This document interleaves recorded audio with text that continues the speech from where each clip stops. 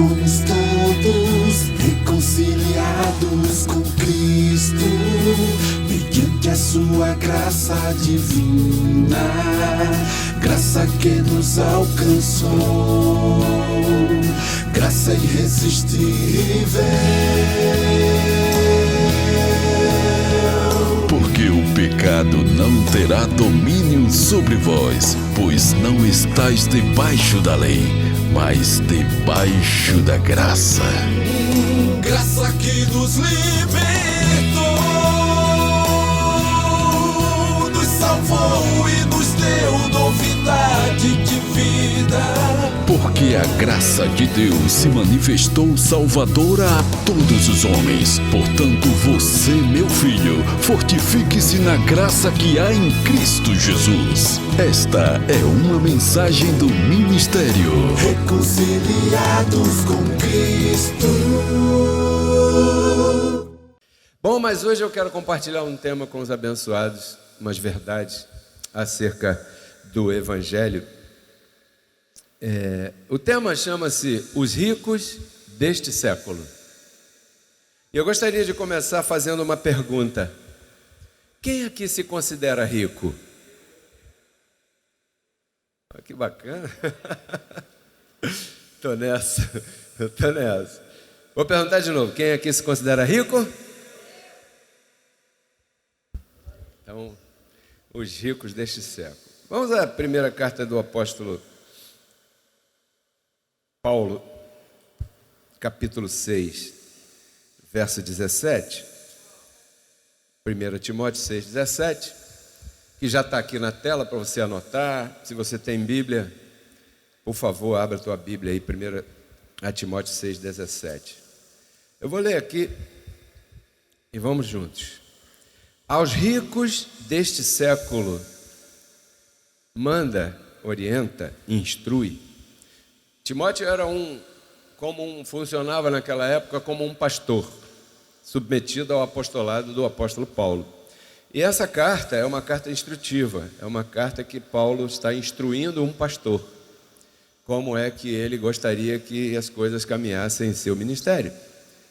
Então Paulo diz, aos ricos deste século, manda que não sejam altivos, nem ponham a esperança nas riquezas, as quais são incertas, senão que ponham a esperança no Deus vivo. Por isso não celebramos certas celebrações, porque o nosso Deus está vivo e mora onde? Em nós, senão no Deus vivo, que nos dá todas as coisas. Quantas coisas? Em abundância, para que desfrutemos delas. Quantas coisas Deus te dá? Pouquinho com mesquinharia ou em abundância? Para quê? Para que desfrutemos delas. Tudo que está aí é para você desfrutar. Tudo. Você tem que ter maturidade para saber onde você está pisando. Mas tudo que está aí é para você desfrutar.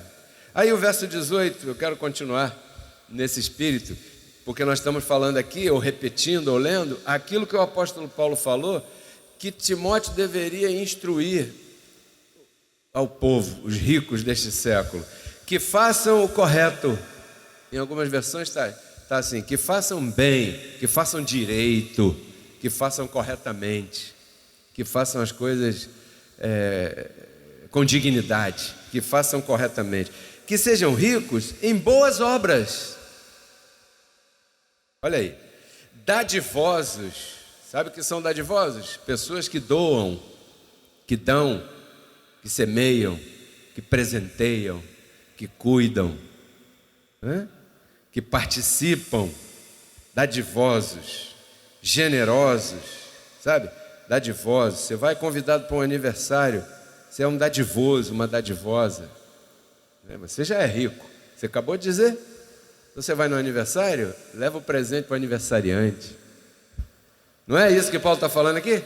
Sejam dadivosos, generosos. É como minha esposa falou, quando você dá bom dia para um vizinho, você está sendo generoso com a vida que você tem. Bom dia, vizinho, melhor dia. Isso vai impactar tanto ele. Faça isso e você vai ver. Você vai receber isso de volta. O vizinho aparece lá na janela da casa dele, lá, e olha para a tua.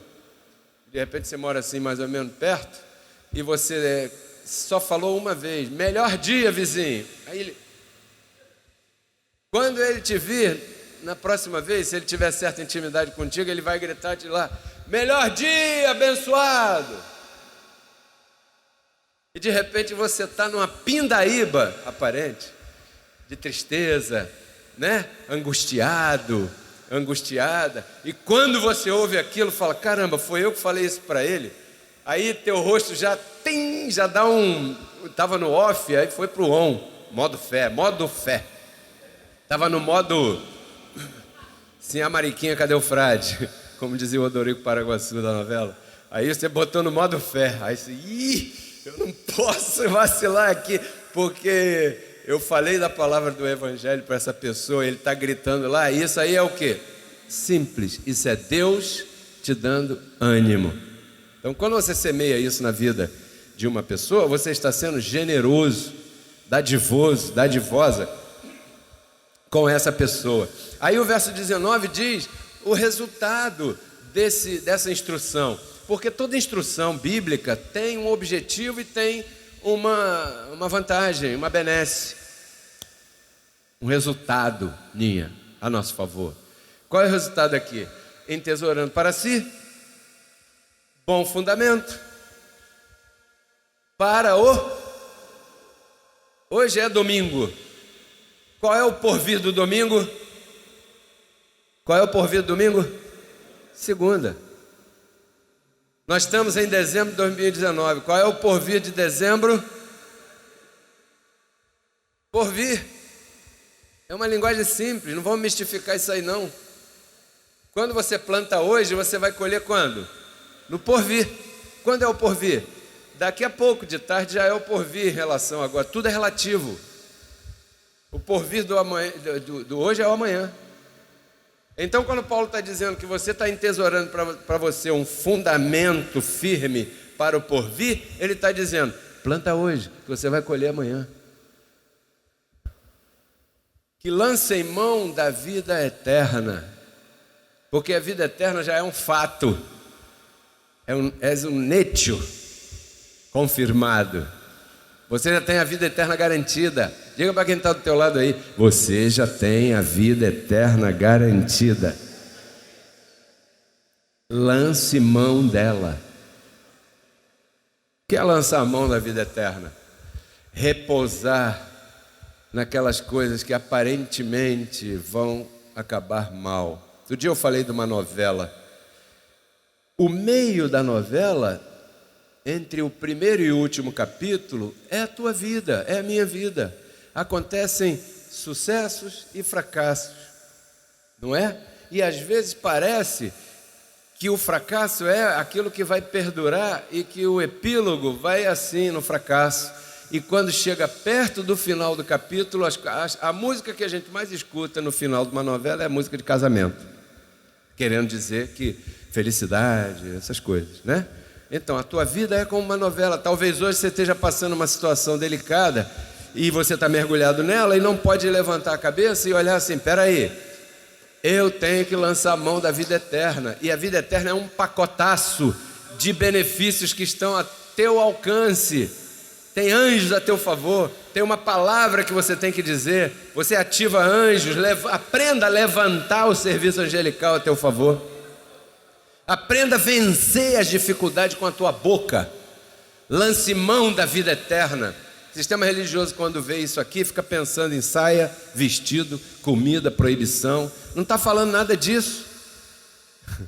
É uma linguagem diferente. Muitas graças, minha colombiana preferida. Entesourando para si bom fundamento para o porvir, que lança em mão da vida eterna. Os ricos deste século devem ser orientados. Então é uma instrução apostólica para um pastor, né? E uma pessoa comum. Diga, pessoa comum. Quantos aqui conhecem uma pessoa comum? Porque você não é comum. Você é muito especial. Você está além do comum. Você não é natural. Você é sobrenatural. Você é um ser espiritual. Você não é comum. Ah, mas o outro ali fora também é. Sim, a diferença entre você e ele é que você sabe disso. Ele não. E só isso já faz toda a diferença. Você não é uma pessoa comum. Você recebe essa palavra? Então diga para quem está do teu lado aí, hoje eu vou te molestar. Diga assim, você não é uma pessoa comum. Não é uma pessoa comum. Uma pessoa comum, quando lê esse verso, fala assim, não está falando comigo não, eu não sou rico. Você já ouviu isso? Isso é para gente rica. Se você engraxar o sapato, usar uma calça limpa, não precisa nem ser nova, uma camisa limpa, arrumadinha, não precisa ser nova, se pentear, se barbear, se for homem, né?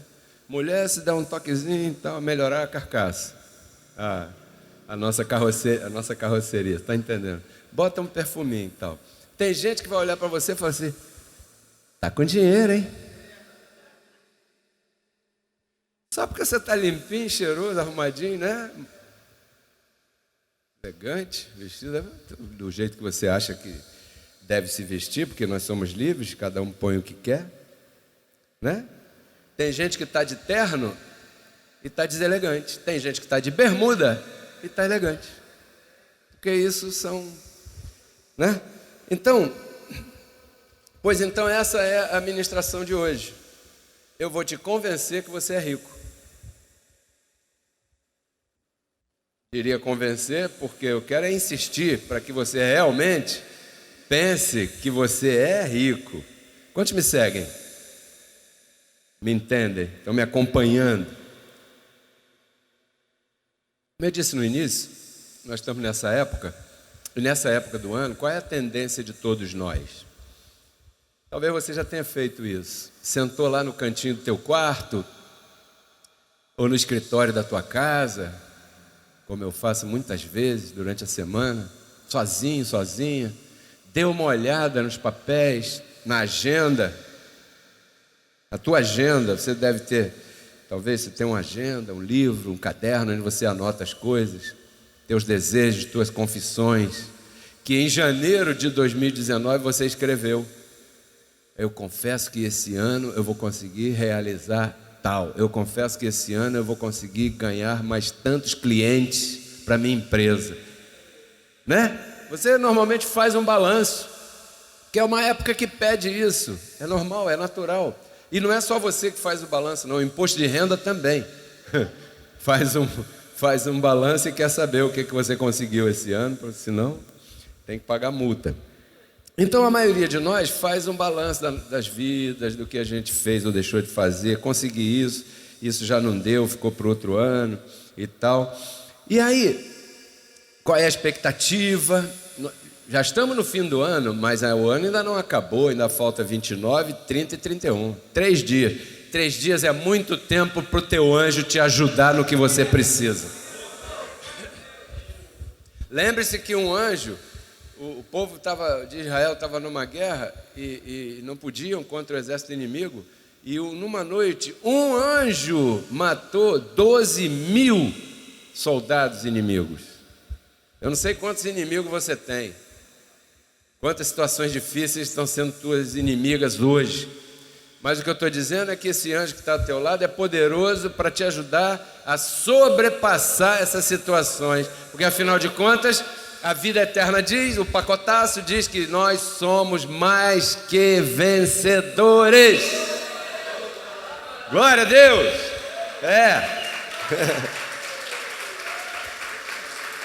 Então, essa coisa toda cria em nós uma expectativa e nos ajuda a depositar esperança para o próximo ano. Isso é bacana, você criar uma expectativa tão grande, né?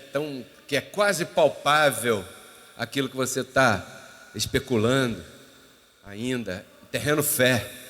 E fé, esperança. Quando se manifesta já não é esperança, porque já chegou. Como é que você vai esperar aquilo que você já tem?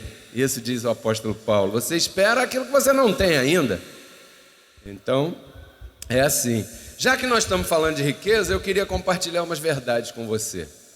Umas verdades lindas, né? Porque a maioria das pessoas tem dificuldade com isso. Talvez aqui eu esteja falando, e quero crer isso, que é para uma minoria em número, né? Privilegiada. Por isso é que eu digo, abençoado, esta palavra não é para qualquer pessoa. Amém? Esta palavra é para seres muito especiais, porque é uma palavra que não é qualquer pessoa que vai poder carregar. É uma palavra poderosa. Se você está aqui, algo de especial você tem. Eu sei o que é que você tem. E você também sabe, né? Mas a maioria das pessoas tem dificuldade em aceitar que são ricas. Você pergunta para alguém assim: você sabia que você é um rico? Uma rica? Eu? Você não viu minhas contas? Imediatamente ela fez assim, ó. Associou riqueza com conta da luz, conta do cartão de crédito, conta do mercado, conta do cheque, conta do diabo 4. Essas pessoas não têm mente para conversar com você. Tem que ter cuidado para você não ofender ninguém, porque senão você vai, né? Tem pessoas que até às vezes cansa a gente. A gente fica meio cansado, porque a pessoa... Quem me tocou? Porque eu sei que de mim saiu virtude. Então, por que as pessoas têm dificuldade de aceitar que são ricas? Por causa do passado.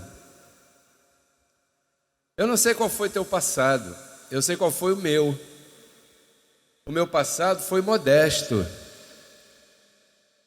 Eu vou falar modesto para não falar pobre, porque isso é relativo também. E você vai entender já já essa relatividade da pobreza ou da riqueza, né? Mas eu tive um passado modesto. Nem sempre meu pai tinha dinheiro para me dar um chinelo havaiano novo. E eu arrebentava toda semana o chinelo, porque moleque na rua, pulando muro. Então, quando arrebentava, o que eu fazia? Colocava aquele preguinho na haste do chinelo para poder enfiar ali o pé e o chinelo não sair do pé. Não sei se você conhece isso, essa artimanha. Não sei se você já fez isso, né? Também. Por quê? Porque eu não tinha dinheiro para comprar outro. Agora meu filho usa um chinelo, sei lá que marca é aquilo, que eu jamais naquela idade eu teria, porque era o próprio da época, comer carne. E não estou falando de filé não, que hoje qualquer um aí come. Estou falando carne, chã. Aquele bife batido, sabe? É chã. Chã é um tipo de carne, porque não é uma carne privilegiada, tem que levar uma martelada, tem que cortar fininho. Para poder comer, passar aquele bife, é cheiroso pra caramba, mas quando você vai mastigar, a dentadura tem que estar coladinha com corega, porque senão vai passar vergonha. Comer carne às vezes aos domingos. O que mais que você passou? A água não era assim como hoje. Ah, tem água, liga aí fica lá jorrando aquela água. Antigamente tinha um tipo de banho de noite para as crianças, né? Que era assim, pé, mão e sovaco, era o banho polaco. Eu não sei se você já ouviu falar isso. Você banhava os pés, as mãos e o sovaco, ia dormir. Criança, dentro de uma bacia assim. A gente às vezes tomava banho assim. Carrinho a roda não saía, porque era tudo uma coisa só, como eu falei semana passada, às vezes, né? A roda junto com a carroceria, junto com a cabine, junto com tudo.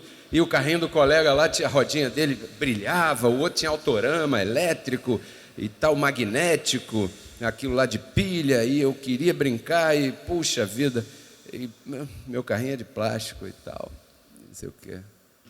Então, quando você é criado em dificuldade, ou no interior, no Nordeste, onde não tem nada a não ser poeira e sol, então você teve, para todo mundo, uma infância pobre. Quantos aqui tiveram uma infância pobre? Conhecem o que é isso? Uma vez eu me mudei com a minha esposa, aí preparamos um quarto para o nosso filho André, só tinha ele na época. Aí a gente todos contentes, né? Uma caminha bonitinha, pintamos uma parede assim, botamos uns desenhos, um negócio bacana, legal, um ar-condicionado, uma coisa e tal. E ele não tinha visto ainda, e eu vibrava, eu falei, pô, quando ele vê esse quarto, ele vai até chorar de tanta emoção. Pensando que ele pensava com a minha cabeça. Quando ele chegou e viu o quarto, olhou assim, é bacana, bonito, ficou legal. Foi jogar bola. Eu falei, pô, o cara nem ligou, cara. Pareceu, né? Por quê? Porque ele não tinha a referência que eu tenho de infância, de não ter o quarto, de não ter uma cama tua, de não ter o teu armário específico, de não ter parede pintadinha, emassada, arrumada. Então cada um vai julgar de acordo com aquilo que está. Para mim aquilo ali era um palacete, para ele é uma coisa comum. Você está me entendendo o que eu estou querendo dizer? Aonde eu estou querendo chegar? Porque nós estamos falando de riqueza aqui, né? Então, vamos entrar no Evangelho. A tua riqueza faz parte do teu pacote espiritual. Você tem um pacote espiritual quando Deus te escolheu, que esse pacote te dá direito a uma porção de coisas, e hoje eu quero te recordar aqui a tua posição espiritual. Diga comigo, posição espiritual. Primeiro, tenha isso em conta, posição espiritual é algo maior que você. Muito maior que você. Tá? Não queira encaixar a tua posição espiritual com a tua mente. Não vai rolar. Não vai dar certo. A posição espiritual que você tem é maior do que aquilo que você pensa. Por exemplo, dentro da tua posição espiritual, anotei aqui algumas coisas, estão tua vida eterna. Diga comigo, vida eterna, posição. Não é condição. É posição. Da posição você não pode sair. Quem varia é a condição. Você é um rico. Me empresta 1 milhão? Vou comprar aquele terreno ali que eu vi ali. Aí você vai falar assim, pô, eu sou um rico, mas não tem nem 100. Agora? Mas não é por isso que você deixa de ser rico, porque ser rico é uma posição. Ter ou não ter o dinheiro no momento é uma condição. Então, dentro da tua posição espiritual estão tua vida eterna, tua salvação espiritual. Tua salvação espiritual não está no ato que você faz ou não faz. Se beber cerveja no Natal vai perder a salvação, hein, irmão? Vai perder de desfrutar com os teus amigos. Tuas bênçãos. Quantos aqui são abençoados com todas as bênçãos? Porque isso é posição espiritual. Vamos bater mais. Tua prosperidade. Diga bem alto. Eu me declaro próspero. Isso é teu direito. Isso está na tua posição espiritual. Outra coisa que está nesse pacote de chamado posição, teu chamado. Você tem um chamado. Talvez teu chamado seja vir aqui arrumar. O meu chamado é vir aqui ministrar. O chamado do outro é vir aqui tocar. O chamado do Fábio é vir aqui ministrar, organizar o louvor. O Renato está colaborando hoje na câmera, que na família da Léia e do Luiz, graças a Deus, foram desfrutar uns dias de férias. Isso é muito bom. Talvez o chamado de alguém que está aqui não seja nada disso. Eu vim aqui só semear. Esse chamado é importante, porque sem esse chamado não funciona. Cada um tem um chamado. Então isso também está dentro da tua posição espiritual. E o chamado, quando você não consegue desenvolvê-lo, você se sente mal, porque você tem um chamado.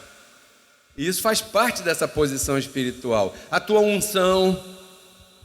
A unção é a capacidade dada por Deus para desenvolver o que você desenvolve. Perca o misticismo com as palavras. O sistema religioso fez muito mal às pessoas. Quando se fala, pô, esse cara tem unção quando ele fala. Isso quer dizer que tem cobertura no que ele está falando, uma cobertura espiritual que toca no teu coração quando aquela pessoa abre a boca e ministra. Isso é unção. Quando um abençoado desse pega um instrumento desse, o Evandro, por exemplo, me permita tomar o exemplo, e compõe uma canção dessa, que a gente canta aqui, e ministra, e os outros acompanham, isso é uma capacidade dada por Deus, porque o Evangelho diz que a nossa suficiência vem de Deus. Isso é unção. A unção está no chamado. O que está escrito lá? A uns Deus chamou como apóstolos, outros pastores, outros mestres, outros evangelistas, outros isso, e dons disso, e dons daquilo. E para cada chamado desse, Deus preparou uma forma de você desenvolver que é necessário, é tão necessário que quando falta algum irmão aqui, você não sente falta? Claro. Então essa unção está dentro da posição espiritual. E o tema de hoje, tua riqueza também está dentro da tua posição espiritual. Só que nós somos 3, né? 3, corpo, alma e espírito. Paulo fala isso. E nesse contexto de vida humana, vida almática, um espírito preso por alguns anos dentro de um corpo de carne, né? Também tem que considerar a condição. E é aí que muita gente se confunde. Porque a tua posição é espiritual, a tua condição é humana. Está me seguindo? Tua posição é espiritual com E maiúsculo. Com maiúscula, com letra maiúscula. Tua posição. A tua condição, essa é humana. E se ela é humana, é adâmica. E ela não se submete ao reino do Espírito. A condição humana, ela vive no mundo de Adão. O mundo que Cristo já renovou fazem 2000 anos. Mas a condição continua no reino de Adão. Você tem que renovar a tua mente, como cantamos aqui. Romanos 7, esse tema que nós cantamos é Romanos 7. Quando quero fazer o bem, não faço. Por quê? Porque estou vestido pelo reino de Adão. Então, a tua posição espiritual não varia, porque é algo espiritual, eterno. O espiritual é eterno, para sempre. Por isso que você não vai morrer. Quem vai morrer em você é humano. É necessário. Ou morre ou é revestido de glória. Sim? Isso aí é fato também, é bíblico. Tua condição varia porque é humana, é sujeita àquilo que é temporário. Um dia está calor, outro dia não está. Um dia está doendo, outro dia não está. O choro pode durar uma noite, mas a misericórdia se renova a cada manhã.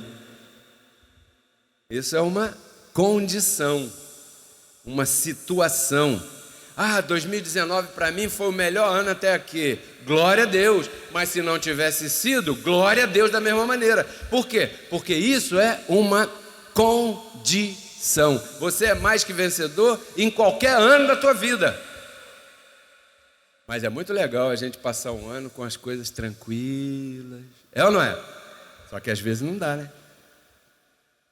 Então quando você entende o que nós estamos falando, aí acontece às vezes alguma situação na tua vida que atrapalha. Se você entende o que nós estamos falando, você não se deixa abater por aquilo que aparentemente está te atacando. Porque aquilo que aparentemente está te atacando é só isso mesmo, aparências e nada mais, como dizia o poeta lá. Então tua posição é o teu lugar espiritual. Você tem um lugar espiritual. E esse lugar, ele é mental. Ok? Esse lugar te acompanha em todo momento. Ele está na tua mente. Essa é a tua posição. Diga aí, eu sou mais que vencedor. Eu sou um abençoado. Eu estou completo. Eu sou prosperado em tudo. O Senhor não me abandona. Não pode esquecer do que eu faço e do que eu já fiz. Não posso me perder. Tenho anjos a meu favor. Olha que coisa linda. Isso é uma posição, teu lugar. Agora, a condição nem sempre reflete a verdade sobre você. Tem um ditado por aí que diz assim: você é aquilo que Deus diz que você é. Você pode repetir para o teu irmão aí? Você é aquilo que Deus diz que você é. Amém? Quantos podem louvar o Senhor com um aplauso por isso? Você é o que Deus diz que você é. Vamos ver o que Deus diz que você é? 2 Coríntios 8, 9. Leia lá, leia aí na tua Bíblia. Olha o que você é. Olha aí. Vocês já conhecem a vida eterna, a graça, o evangelho do reino. O evangelho que o sistema religioso não entende. Vocês já conhecem a graça de nosso Senhor Jesus Cristo, que por amor a vocês se fez pobre, sendo o quê? Rico. Ele é pobre ou é rico? E por que ele nasceu na manjedoura? Quantos aqui sabem explicar isso? Ah, peraí, por que ele nasceu na manjedoura? Porque não tinha lugar. Porque estava tendo um censo na cidade, todo mundo foi para lá fazer o censo, porque era obrigado, certo? Aí os hotéis estavam cheios. Ele não nasceu na manjedoura porque ele não tinha nem o que comer, nem o que dormir. Isso é bobagem da religião. Não tinha lugar no hotel. Eu já fui para viagem por aí que, não vamos chegar no hotel não, cara. Vamos acampar aí na estrada. A gente leva a nossa barraquinha sempre. Vamos acampar aí. Pronto. Ih, rapaz, esses caras são uns duros mesmo. Não tem nem dinheiro para pagar o hotel. Não é isso, é que a gente não ia chegar. Jesus na manjedoura não significa pobreza. Quem quer que você pense isso são aqueles que ficam com o teu dinheiro. Está me entendendo? Então, sendo rico, Jesus não é Deus? Você não é filho de Deus? Vai juntando os cabos aí.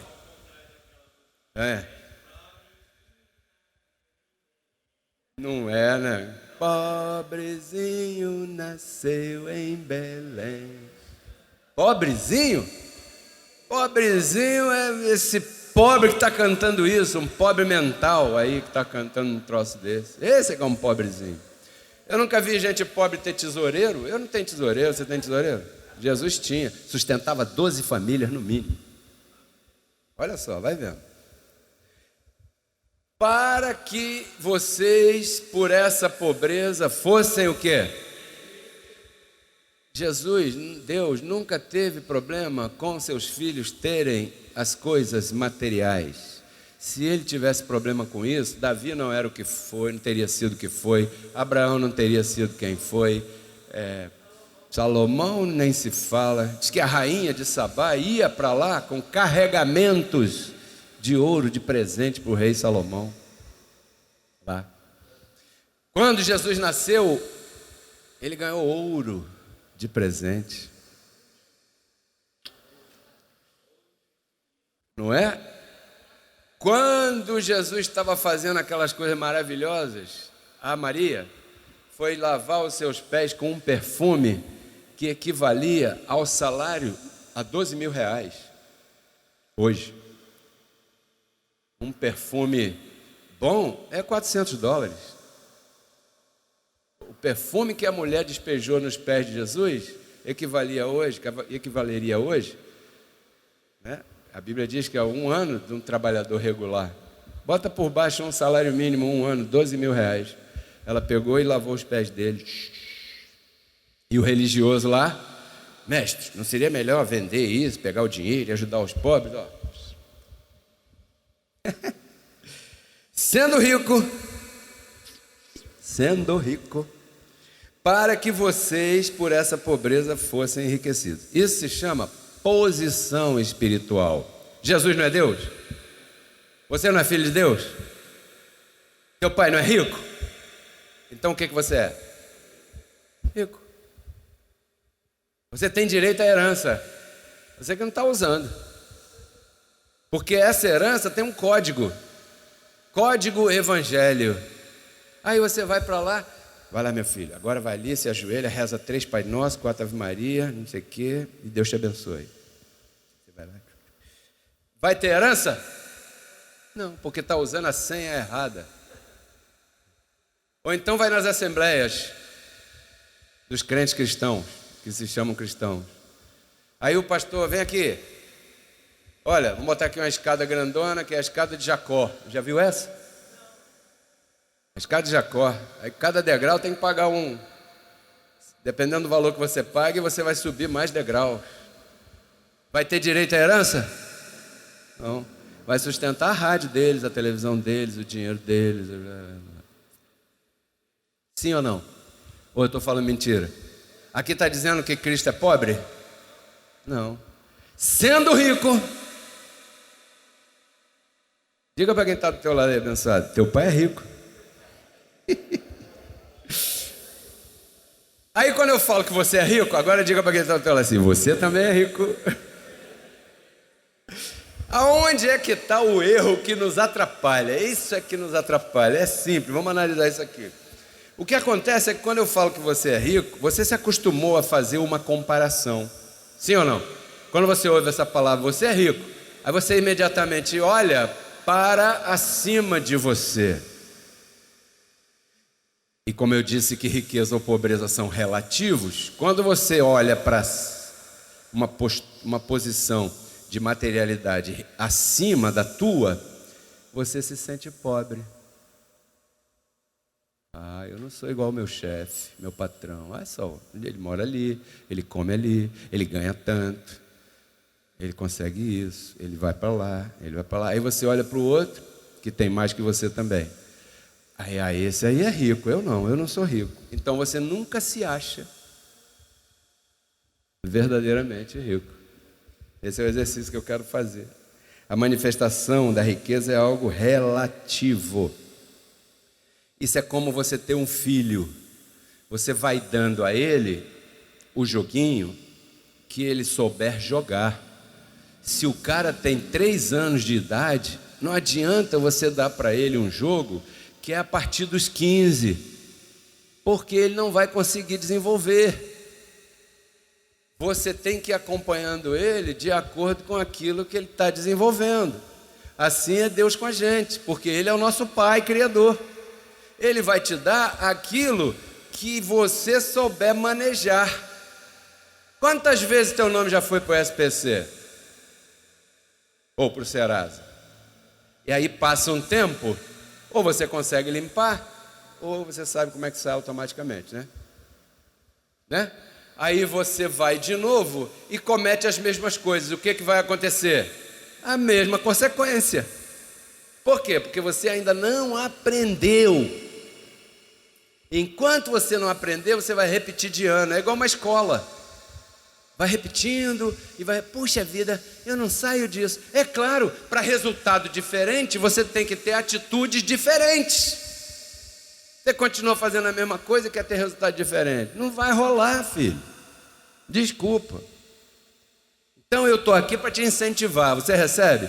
Hoje eu sou um motivador na tua vida, um motivador de Deus na tua vida. Para você sair desse negócio aí. Se é que você está. Então, umas informações gerais, para você que pensa que é pobre. Você sabia que aproximadamente 3 bilhões de pessoas no planeta, que tem aproximadamente 7 bilhões, 3 bilhões, vivem com cerca de R$8 por dia? Quanto você tem aí no bolso agora? Você não sabia disso não, né? Outra coisa, mais da metade das pessoas vivem com menos da metade daquilo que a maioria paga para ter TV a cabo em casa. Para sentar e ver um Netflix, ou ver um telecine. Você sabia disso? Caramba, eu não sabia que tinha gente que vivia assim. Claro! Por quê? Porque quando eu digo que você é rico, você olha só para aquela pessoa que tem muito. Olhe para trás um pouco. O teu carrinho já não é mais de plástico. Você já não precisa colocar prego no chinelo havaiana. Então ser rico, abençoado meu irmão, minha irmã, guarda relação com parâmetros que vão mudando. Tem pessoas aqui que tinham muita dificuldade no passado e hoje estão, porque os parâmetros mudaram. É relativo, você tem que comparar. Você tem que comparar. Por exemplo, quando eu era criança, rico na família da minha mãe era meu tio Mozart. Por quê? Porque ele tinha dinheiro para comprar refrigerante para o almoço de domingo, que a gente ia lá. Ih, vamos lá no Timosé que tem Coca-Cola. Pô, caramba, criança, né? Doido para beber, doido para fazer bobagem. Vamos lá que lá tem refrigerante. Por quê? Porque lá em casa era quisuco. A gente já estava enjoado de quisuco todo dia, né, cara? Quisuco, uvita, morango com laranja, não sei o quê. Ai, vamos almoçar no Timosé. Vamos, porque o almoço lá é isso. E quando saiu o videocassete? Eu nem te falo. Rico era quem tinha o videocassete. Tinha uma videolocadora no bairro lá, e aí só podia frequentar a videolocadora quem tivesse dinheiro para comprar um aparelho de videocassete. Isso aí. O que acontece é que a minha mentalidade, e eu estou falando de você, que você está se vendo aí, do que é ser uma pessoa rica, mudou. Sim ou não? Totalmente diferente. Você via isso, agora você vê diferente. Hoje em dia, por exemplo, eu conheço e me relaciono com pessoas ricas, pessoas que têm uma condição tremenda. Outro dia, uma vez, eu tenho um tio, que esse homem era dono de muitas propriedades e comércios, e importava, comprava, vendia, e um comerciante tremendo, tremendo, um dom. E Deus manifestou na vida desse homem, tio meu. E um dia eu perguntei para ele, tio, porque eu vi ele sacar do bolso aquele montão de cédula. Eu falei, caramba, o que meu tio faz? Ele faz isso, faz aquilo, caramba. Aí eu saí com ele, falei, conversando, eu perguntei a ele, tio, você se considera um homem rico? Sabe o que ele me falou? Que é isso, meu filho? Ricos são meus amigos que têm no mínimo 10 vezes mais do que eu. Então, riqueza ou pobreza são relativos. Você tem onde morar? Quantos aqui tem uma casa para morar? Tem um pozinho de café lá? Tem um grãozinho de arroz, de feijão? Um ovo, pelo menos? Não precisa ir longe. Sai aqui daqui a pouco, para lá ou para lá, e preste atenção. Você vai ver como é que você é rico. Então esses parâmetros vão mudando de tal maneira, aí é que vem o sério, que ninguém se considera rico e nem está satisfeito com aquilo que tem. Já ouviu o ditado? A grama do vizinho é mais verde. Está entendendo, né? A mulher do vizinho é mais bonita. Pô, o emprego do vizinho é que é bom. Olha, o carro do vizinho é melhor que o meu. A bicicleta do vizinho é melhor que a minha. A roupa do vizinho é melhor que a minha. A comida do vizinho é melhor que a minha. Então, para encurtar o assunto, terminando quase já, se você pôde chegar aqui hoje, se você tomou café da manhã, então você é rico. Diga bem alto, somos ricos. Até hoje eu não tinha lido para você ainda uma carta, que eu vou ler alguns poucos parágrafos agora, de uma pessoa que nasceu e cresceu em um certo país no continente africano. Quantos querem ouvir isso aí? É pouquinho. Ele escreveu para as pessoas lá na África. Ele escreveu, estava aqui e escreveu para lá. Olha o que ele escreveu, entre outras coisas. Tem gente tão rica no Brasil que tem até automóvel. Fiquei sabendo que somente entre 3% e 5% da população mundial tem carro.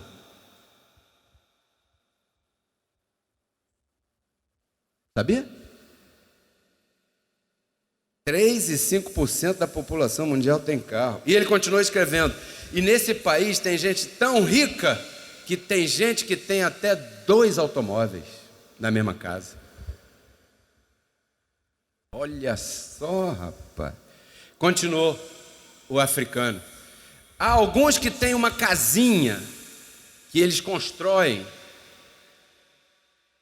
só para guardar o automóvel e chamam essa casinha de garagem. Lá, além de não ter automóvel, não tem casinha para os humanos. E aqui tem casinha para o carro. Garagem. E sabem o que mais? Continua dizendo nosso amigo africano. Essas pessoas ricas entram nesses automóveis, dirigem esses automóveis pelas ruas e passam em frente a diversos lugares que vendem comida, que eles chamam de restaurantes. É mesmo? Que país estranho esse? É porque aqui só tem gente rica. E algumas pessoas dessas são tão ricas que elas comem nesse restaurante, no outro, e ficam assim de gordo e continuam comendo, porque são muito ricos. Elas não têm que sair para caçar, não cai bomba na cabeça delas, amputa pé, mão e braço. Não, aqui não. Esse país aqui só tem gente rica. E eles são tão ricos que depois que eles estão gordões assim, eles vão a um lugar que eles chamam de academia. E quando eles entram na academia, porque eles são tão ricos, eles pegam e pagam a uma outra pessoa para obrigar a elas a fazer exercício para emagrecer aquilo que elas comeram no restaurante, de tão rico que elas são. Já tinha pensado assim? Claro que não.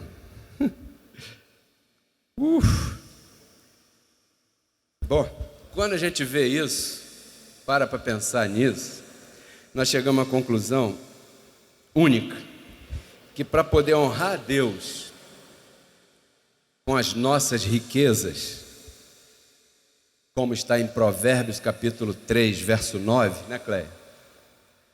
Para poder honrar a Deus com as nossas riquezas, primeiro, a gente tem que se conscientizar que nós somos ricos. Senão, você vai dar migalha para Deus. Não faça isso. Não faça isso. Deus não precisa de migalhas. Deus não precisa que tenham pena dele. Não faça esse erro. Primeiro você tem que se convencer pela palavra, ou ser convencido pela palavra de que você é rico. Você pode dizer agora, depois dessa cartinha aí, algumas linhas, né? Você pode dizer para essa pessoa aí, você é rico. Você tem até celular?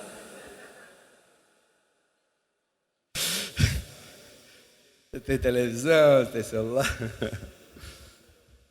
Portanto, abençoado, hein? Tem pessoas que são tão ricas que tomam café, almoçam e jantam. Puxa vida. Então, concluindo, se não crescemos mais, cada um de per si, nesse ano que está terminando, é porque nós não semeamos o que devíamos ter semeado. Essa é a conclusão. Porque Deus já fez. Rico você já é. Então o que está faltando? Estou te dizendo, com todas as letras. Então isso, de não ter semeado o que você sabe que tinha que ter semeado, isso nasce de uma raiz espiritual, com E minúsculo dessa vez. É um comportamento.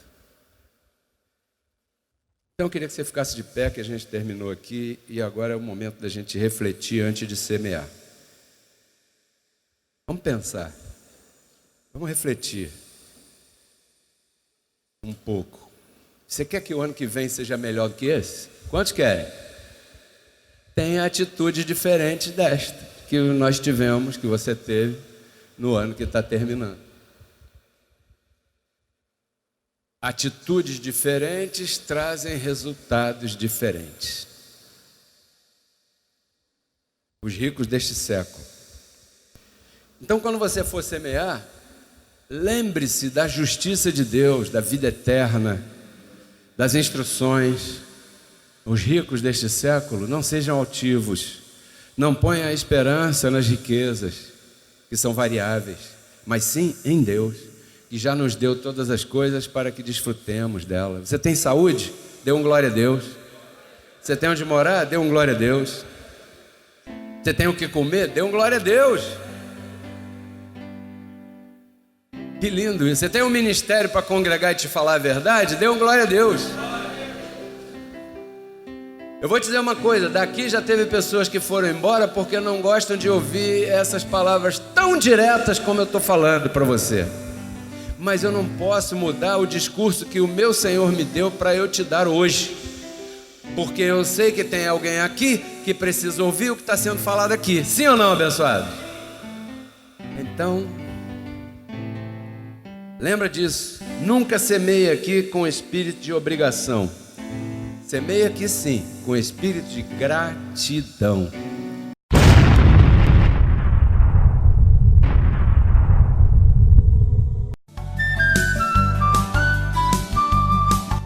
Porque Cristo na cruz não transformou a nossa carne, né?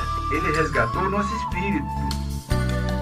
A Bíblia diz que Deus estava em Cristo reconciliando consigo os seus filhos, né? E nos entregou a palavra da reconciliação. E a palavra da reconciliação é essa que nós pregamos, abençoado.